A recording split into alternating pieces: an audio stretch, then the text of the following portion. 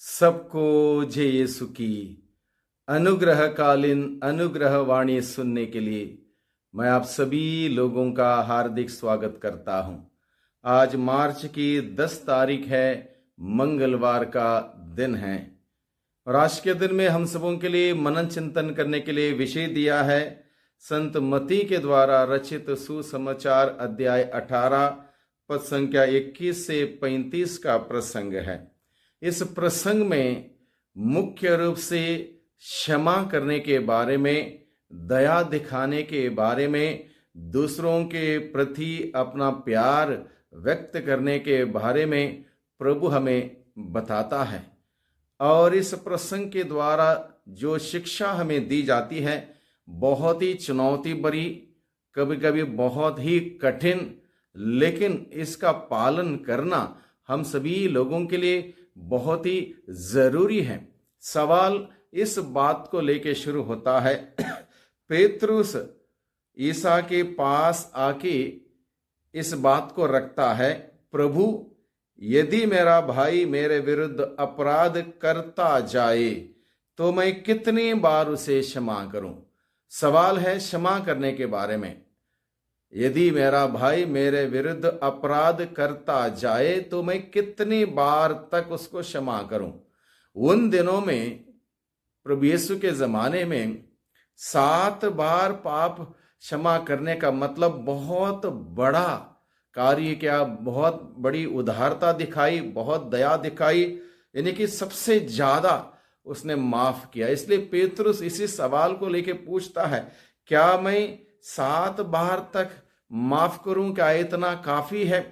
तो प्रभु का उत्तर देखिए। पेतरुस के माध्यम से प्रभु सभी लोगों को क्या उत्तर देते हैं। ईसा ने उत्तर दिया, मैं तुमसे नहीं कहता 7 बार तक, बल्कि 70 गुना 7 बार तक, यानी कि 70 गुना, यानी कि इसका अर्थ हम समझ सकते हैं अनगिनत बार। अब कोई मुझसे पूछे इस सवाल का क्या कैसे उत्तर होना चाहिए, कितने बार तक हम क्षमा करें। यदि कोई अपराध करता हमारे विरुद्ध तो हम कितने बार उसको क्षमा करें।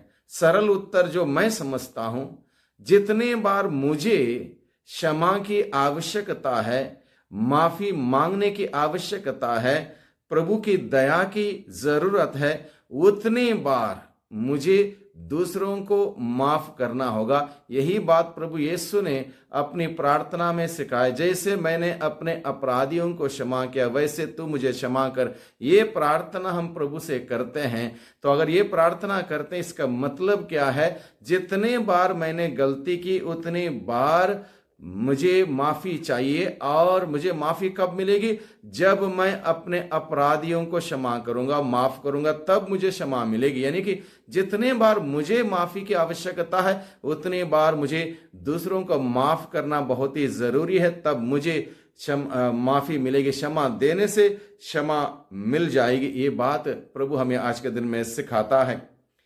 और यहां पर प्रभु इस बात को समझाने के लिए एक राजा और उसके नौकरों का उदाहरण हमारे सम्मुख रखता है। 2 नौकर हैं अलग अलग। एक नौकर बहुत ज्यादा कर्जदार था राजा का, और राजा ने कहा यह कर्ज चुकाना होगा, लेकिन उसने राजा के सामने विनती किया, गिड़गिड़ाया, रोया, परेशान हुआ और समय मांगा, और उसने कहा मैं अदा कर दूंगा लेकिन मुझे थोड़ा समय चाहिए। राजा को उस पर दया आई और राजा ने उसके सारे कर्ज माफ कर दिए। अब वही नौकर, वही सेवक, उसका और ये कोई सह सेवक था जो थोड़ा सा कर्ज उसके पास था, लेकिन वो क्या करता है, वो उसको माफ नहीं करता। थोड़ा सा कर्ज के लिए उसको कठोर सजा देने के लिए उतारू हो जाता है। जब राजा को पता चला कि राजा ने इतने सारे कर्ज माफ कर दिए, क्या उसको तो थोड़ा सा कर्ज के लिए अपने सहसेवक को माफ नहीं करना चाहिए था? तो राजा उसको बुला भेजता है, उसके बाद उसको दंड देता है। यानी कि हम सभी लोगों को वो स्वर्गीय पिता बारंबार, हर दिन, हर वक्त, हर समय अनगिनत बार माफ करता है। तो हमें जरूरत है कि हम भी अपने अपराधियों को माफ करें, क्षमा करें। ये बात प्रभु हमें आज के दिन में सिखाता है। लेकिन कई बार हम भी उस सेवक के भांति अपने सह सेवक को जिसने कठोर सजा दी, हम भी वैसे ही करते हैं। बहुत बार जब दूसरा गलती करता है, वो गलती हमें स्पष्ट दिखाई देती है, वो गलती बहुत गंभीर लगती है, वो गलती बहुत बड़ी लगती है, वो गलती माफी के लायक नहीं लगती है, क्योंकि हम सोचते हैं कि हम सही हैं, हम धार्मिक हैं, हमारे अंदर वो धार्मिकता है। इस प्रकार से जब हम सोचते हैं, हम खुद ही ईश्वर के नजरों में गिरते हैं। प्रभु के सामने हम सबके सब पापी हैं, गुनहगार हैं, अपराधी हैं। इसलिए हमें इस बात को स्वीकार करते हुए एक दूसरे को माफ करने की आवश्यकता है, क्षमा करने की आवश्यकता है।